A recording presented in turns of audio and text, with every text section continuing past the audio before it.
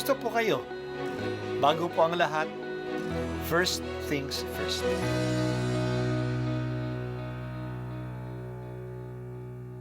Good morning po. Sinisimulan po natin ngayon ang first things first. At dito po, tinatalakay natin sa unang bahagi ng umaga natin ay ang first readings na binabasa po sa banal na misa. Ito pong tinatalakay natin kasi madalas po kasi marami na tayong alam tungkol sa gospel readings. Pero konti po ang nagsasalita sa first readings. Pero ang first readings, bahagi din po yan ng Biblia, ng banal na kasulatan. Kaya susubaybayan po natin ang mga first readings, basahin po natin at kuminsan kailangan ng basahin ng 2 o 3 beses bago maintindihan kasi hindi po tayo familiar sa mga istorya at sa mga kaisipan na tinatalakay dito. Ang pagbasa mula sa aklat ng Levitiko, sinabi ng Panginoon kay Moises, "Ipahayag mo sa mga Israelita ang mga pistang itatakda ko. Ipagdiriwang nila ang mga banal na pagtitipong ito at magkakaroon sila ng banal na pagpupulong. Ito ang mga pistang itinakda ko, ang pista ng Paskwa na gaganapin sa gabi ng 14 na araw ng unang buwan. Kinabukasan ay pista ng tinapay na walang lebadura. 7 araw kayong kakain ng tinapay na walang lebadura. Sa unang araw magkakaroon kayo ng banal na pagtitipon. Huwag kayong magtatrabaho. 7 araw kayong maghahain sa Panginoon ng handog na susunugin. Sa ika-7 araw, muli kayong magtitipon. Huwag kayong magtatrabaho." Sinabi pa ng Panginoon kay Moises, "Sabihin mo rin sa mga Israelita na pag naroon na sila sa lupang ibibigay ko sa kanila, tuwing anihan ay magdadala sila sa saserdote ng isang bigkis ng una nilang ani. Ito'y ihahandog niya para sa inyo. Mula sa kinabukasan ng araw ng pamamahinga, araw ng pagdadala ninyo ng bigkis na ani, magpaparaan kayo ng 7 linggo. Ang ika-50 araw ay tatama sa kinabukasan ng araw ng pamamahinga. Sa araw na iyon, magdadala kayo ng handog na pagkain. Ang ika-10 araw ng ika-7 buwan ay araw ng pagbabayad sala. Magkaroon kayo ng banal na pagtitipon. Sa araw na iyon, mag-aayuno kayo at mag-aalay ng handog na pagkain. Mula sa ika-15 araw ng ika-7 buwan, magsisimula ang pista ng tolda. 7 araw ninyo itong ipagdiriwang. Sa unang araw magkaroon kayo ng banal na pagtitipon at huwag kayong magtatrabaho. 7 araw kayong maghahandog sa Panginoon ng handog na pagkain. Sa ika-8 araw magtitipon kayo upang sumamba at mag-aalay kayo ng handog na pagkain. Araw iyon ng pagsamba, kaya huwag kayong magtatrabaho. Iyan ang mga pistang itinakda ng Panginoon, mga araw ng inyong banal na pagtitipon. Sa mga araw na iyon, magdadala kayo ng handog na susunugin, handog na pagkain at handog na inumin ayon sa takda ng bawat araw. Ang salita ng Diyos. Salamat sa Diyos. Ang aklat ng Levitiko ay ang ikatlong aklat ng Pentateuch, ang 5 unang aklat ng Lumang Tipan na siyang pinakamahalagang aklat para sa mga Hudyo. Torah ang tawag nila sa 5 aklat na ito.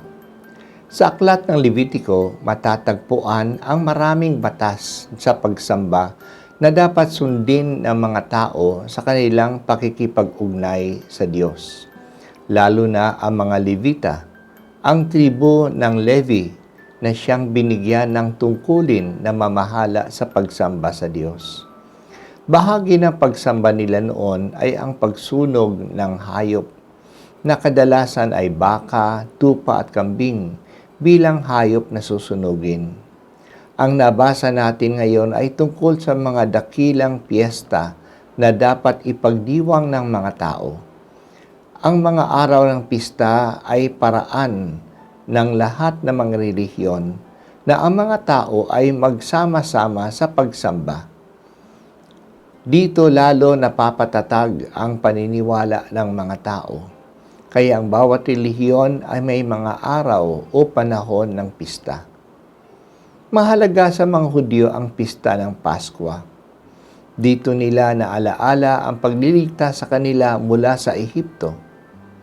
Kumakatay sila ng kordero sa gabing ito at kumakain sila bilang pamilya ng nilitsong kordero, ng mapait na gulay bilang paalaala ng mapait na karanasan bilang alipin sa Ehipto, at ng tinapay na walang libadura dahil sa pagmamadali nilang paglikas sa Ehipto. Pagkaraan ng 50 araw o kaya ng linggo ng mga linggo, 7 linggo, may pista naman sila na ang tawag nila ay Pentecostes. Dito inaalaala nila ang pagbigay sa kanila ng batas ni Moises sa bundok ng Sinai. Magsusunog na naman sila ng hayop na susunugin at maghahandog ng pagkain. Ang dalawang pistang ito ay nangyayari sa ating buwan ng Marso, Abril o Mayo. Iba-iba ang araw ng pista nila kung ikukumpara para sa atin, kasing sinusundan nila na kalendaryo ay nakabase sa buwan. At tayo naman ay nakabase sa araw. They use the lunar calendar and we use the solar calendar. Ang isa pang mahalagang pista nila ay ang tinatawag na ngayon ay Yom Kippur. Ito ay nangyayari sa simula ng taon ng mga Hudyo na minsan nasa buwan ng September natin o October. Ito naman ay ang panahon ng pagsisisi sa mga kasalanan at pag-aayuno. Ang isa pang pista na sinasabi sa pagbasa natin ngayon ay ang pista ng Tolda o tinatawag ngayon na Sukkot. Ito ay nangyayari dito sa September o October. 5 araw ng pagtatapos ng Yom Kippur. Sa loob ng 1 linggo, ang mga Hudyo ay tumitira sa gawa-gawa nilang tolda sa labas ng bahay. Ito ay nagpapahiwatig ng panahon na sila'y nakatira sa tolda habang sila'y naglalakbay sa disyerto sa loob ng 40 taon mula sa Ehipto, papunta sa lupang ipinangako sa kanila. Ang bawat relihiyon nga ay may kanya-kanyang mahal na araw. Sa mga pista na ito, inaalaala nila ang mahahalagang karanasan ng kanilang bayan tungkol sa kanilang kaugnayan sa Diyos. Pinag-iisa nila ang kanilang pananalig sa Diyos at ang kanilang pagiging isang relihiyon.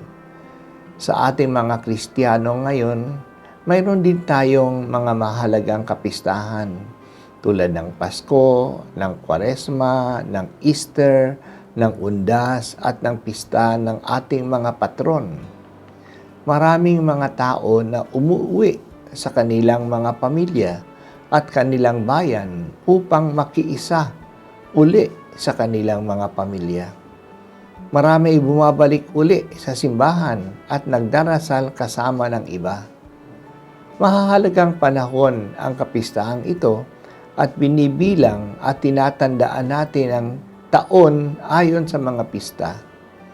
Ang hamon lang sa atin na ibalik uli ang religious meaning ng ating mga pista at sana sariwain natin ang ating relasyon, hindi lang ang ating pamilya at ating kababayan, kundi ang ating relasyon din sa Diyos. Iwasan natin ang ma-commercialize ang mga pista tulad ng nangyayari ngayon sa Pasko. Marami nagdiriwang ng Pasko na hindi na alaala ang pagsilang ni Jesus.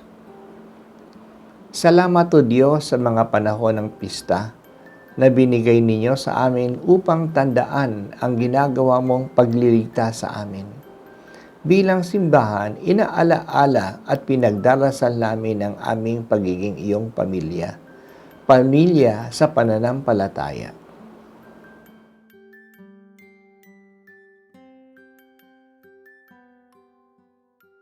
At At ako po ay si Bishop Broderick Pabilio dito sa First Things First.